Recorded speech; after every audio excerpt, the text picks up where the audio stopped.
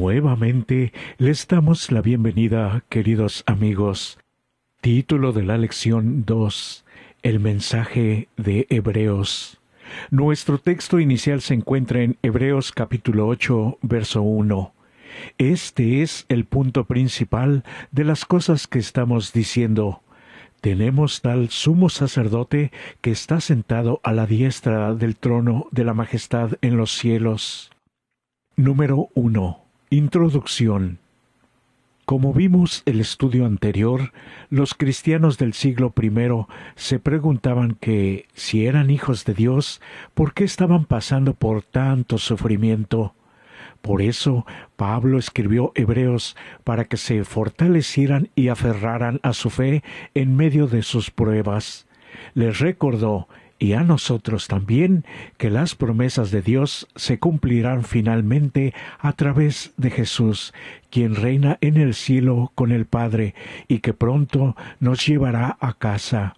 Mientras tanto, Jesús anima y envía sus bendiciones para soportar y mantenernos fieles hasta el final. Número 2. Jesús es nuestro Rey. El punto principal de Hebreos capítulo 1 es que en Jesús Dios tiene el gobierno del universo y está sentado a la diestra del Padre. Este es nuestro consuelo al pasar por las pruebas, porque Satanás, al hacer pecar a Adán y Eva, trajo sufrimiento, robó el gobierno de este planeta.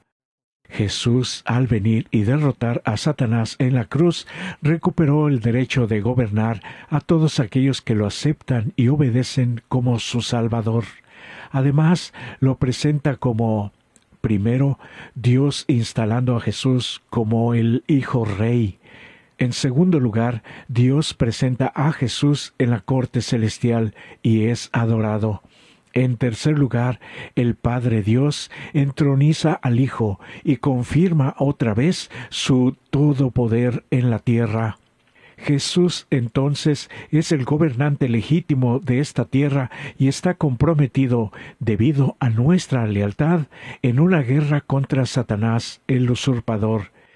Debemos consolarnos unos a otros en medio de las pruebas, al saber que Jesús es el gobernante absoluto de todo el universo, y Él nunca ha perdido una sola batalla. Así es que tenemos al Dios Todopoderoso a nuestro lado, queridos amigos. Número 3. Jesús, nuestro mediador. La teología del Antiguo Testamento enseña que el rey davídico prometido representaría a la nación ante Dios, el Mesías, y las promesas a Israel se cumplirían a través de él. Jesús es nuestro legítimo y único representante ante Dios, y les daría la tierra prometida para construir un santuario y morar entre ellos y perpetuar la relación de alianza. Este pacto requería la fidelidad para recibir protección y bendición de Dios, pero especialmente de este rey davídico. Desafortunadamente, Dios no pudo bendecir a Israel como quería, debido a la infidelidad de sus gobernantes terrenales. La buena noticia, el Evangelio, es que Dios envió a su Hijo a nacer como el Hijo de David, y Él fue completamente fiel. Ahora Dios puede cumplir, por causa de Él, todas las promesas que le hizo a su pueblo. Cuando Dios bendice al Rey, todo su pueblo comparte los beneficios. Por eso Jesús es el mediador de la bendición de Dios fluyendo hacia nosotros. Nuestra máxima esperanza de salvación se encuentra solo en lo que Jesús ha hecho y sigue haciendo por nosotros. Pensemos en la frecuencia en la que hemos sido infieles a nuestra parte del pacto. Veamos ahora nuestra real situación en esta vida, y si aprendimos la lección, seguramente ahora buscaremos ser fieles a Dios totalmente, únicamente a Jesús, autor y consumador de nuestra salvación. Número 4. Jesús, nuestro campeón. En 1 capítulo 8, los israelitas negaron que Dios era su rey y pidieron un rey humano, como las naciones paganas vecinas. Esto les trajo mucho sufrimiento. La restauración del gobierno de Dios vino ahora en Jesús, como nuestro rey, quien nos guía en las batallas contra el enemigo. Hebreos capítulo 2 describe a Jesús como el campeón de los seres humanos esclavizados y enfrenta y además derrota al diablo en un combate personal, y ahora Él nos puede dar la libertad cuando nos aliamos con Él en un pacto de amor. David, un símbolo del Mesías, después de ser ungido rey, derrota a Goliat, y como campeón de Israel, salvó a sus hermanos de la esclavitud. En Isaías capítulos 42 y 59, Dios se describe como el que levanta al caído, al pecador arrepentido. En Hebreos capítulo 2, se puede admirar a Dios salvando a Israel en un combate persona a persona, y nos dice así nuestro Señor: los cautivos, presos del tirano, serán rescatados, porque yo defenderé y salvaré a tus hijos. Isaías 49:25. Como cristianos, no se nos deja solos en un combate personal contra Satanás. Efesios capítulo 6 nos recuerda que Dios es nuestro campeón y va a la batalla delante de nosotros. Vistamos su armadura, porque somos parte de su ejército. Como iglesia y también individualmente, luchamos al lado de nuestro campeón, Dios mismo. La armadura de Dios es la preparación espiritual necesaria que nos reviste de su poder para vencer, ser fieles y repeler, rechazar a las potestades de maldad que nos atacan en nuestras luchas diarias, nuestro egoísmo, la tentación, las enfermedades, los problemas y mucho más. Por eso recordemos, la armadura es estudiar la Biblia y aplicarla a nuestra vida, porque esto nos prepara para vencer por medio del poder de Dios. Número 5.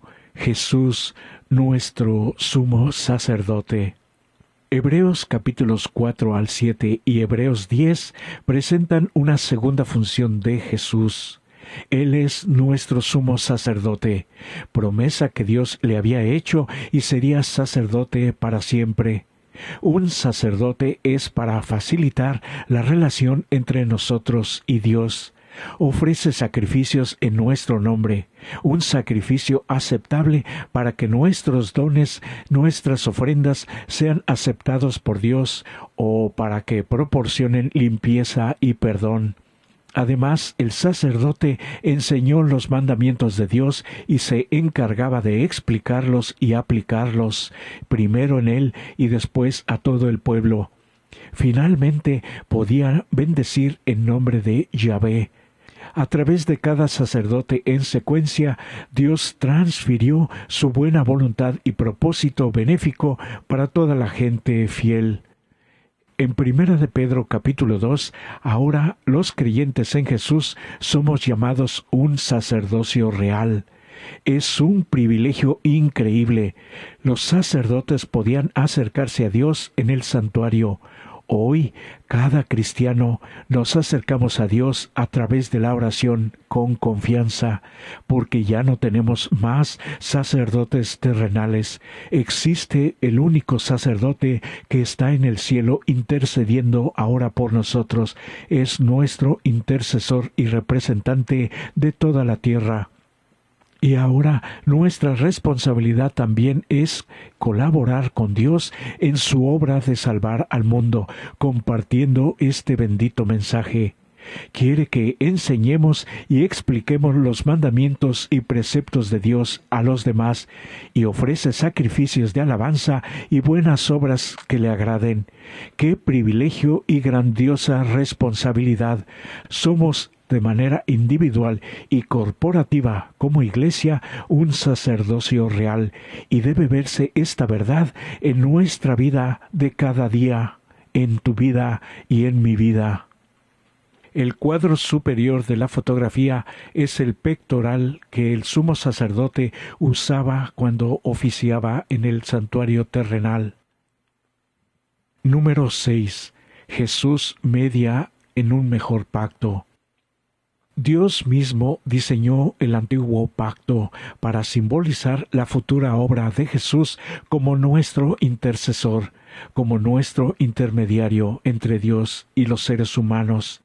En los capítulos 8 al 10 del libro de Hebreos, los sacerdotes simbolizaron cada uno a Jesús, aunque eran mortales y pecadores. Ellos nunca tuvieron la perfección de Jesús. Cuando trabajaban, ministraban en el santuario terrenal, la copia del santuario celestial.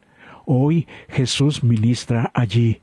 Los sacrificios de animales en el santuario terrenal eran símbolos de la muerte sacrificial de Jesús por cada uno de nosotros, y su sangre nos limpia de todo pecado y purifica nuestra conciencia, y por medio de aceptar su obra mediadora en nuestro favor, podemos acercarnos a Dios con toda seguridad, con confianza. Dios el Padre, al nombrar a Jesús como nuestro sumo sacerdote, inauguró un nuevo pacto que logrará lo que el antiguo pacto no pudo: proporcionar un sacerdote divino humano, perfecto y eterno, para explicar la ley de Dios y también sembrarla en nuestros corazones, y así ser transformados. Jesús es el único sacerdote que, por haber muerto en sacrificio por nosotros, puede perdonar los pecados. Ningún humano podría hacerlo. Además, limpia y transforma nuestros corazones de piedra a un corazón sensible de carne. Nos recrea además y nos bendice, permitiéndonos increíblemente la entrada a la presencia misma del Padre. Este plan de adoración y sacrificios fue tergiversado por algunos incrédulos. Estos, cuando Jesús vino, perdieron los beneficios que les ofrecía el ministerio de Jesús. Cristo fue el fundamento y la vida del templo. Sus servicios representan a Cristo intercediendo por los pecadores. Pero para aquellos que fuesen incrédulos y no quisiesen tener un pacto de alianza con Dios, no habría ninguna eficacia para ellos cuando se consumara el gran acontecimiento. Por eso podemos repetir que Jesús hoy está intercediendo en el cielo por cada pecador que se arrepiente y lo transforma para que recuperemos la imagen perfecta del carácter divino. Solo Él puede perdonar pecados porque pagó con su preciosa vida por cada uno de nosotros. ¿Quién más podría hacerlo? Número 7. Conclusión. A pesar de todas las verdades buenas y esperanzadoras del libro de Hebreos, también hay al menos dos advertencias que alcanzan su punto culminante en los capítulos 10 al 12. Primero, todas las evidencias comparan a la generación del desierto con los lectores de Hebreos. Segundo, nos exhortan a tener fe. La generación del desierto increíblemente vio por 40 años el asombroso poder de Dios con señales y prodigios en su liberación de Egipto. Y si esto no hubiese sido suficiente, escucharon a Dios hablar desde el monte Sinaí los 10 mandamientos, vieron la columna de fuego cada noche y la nube protectora durante cada día de esos 40 años, comieron maná, pan del cielo, y bebían agua que brotaba incluso de las rocas donde escaseara, y acampaban. Pero cuando llegaron a la frontera de la tierra prometida, esto es muy importante, no pudieron confiar en Dios. ¿Por qué? Porque les faltaba fe, que es el núcleo de lo que Dios requiere. Esto nos lleva a el pensamiento de que no es suficiente ver los milagros de Dios en nuestra vida. Recordemos, sin fe es imposible agradarle a Dios. Las evidencias divinas deben llevarnos al agradecimiento y a aumentar nuestra fe cada día. Pablo nos anima hoy a nosotros, como a la generación del desierto actual en esta tierra, que también estamos en la frontera de la tierra prometida muy pronto.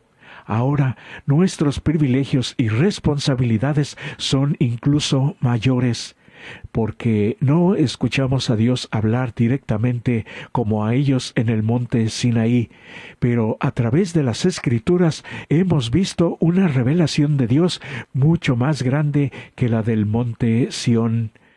La pregunta es, ¿tendremos fe en el momento crítico cuando vayamos a entrar a la tierra prometida? Pablo nos anima a seguir el ejemplo de todos los héroes bíblicos que culminaron con Jesús mismo, nuestro máximo líder y héroe para todo ser humano.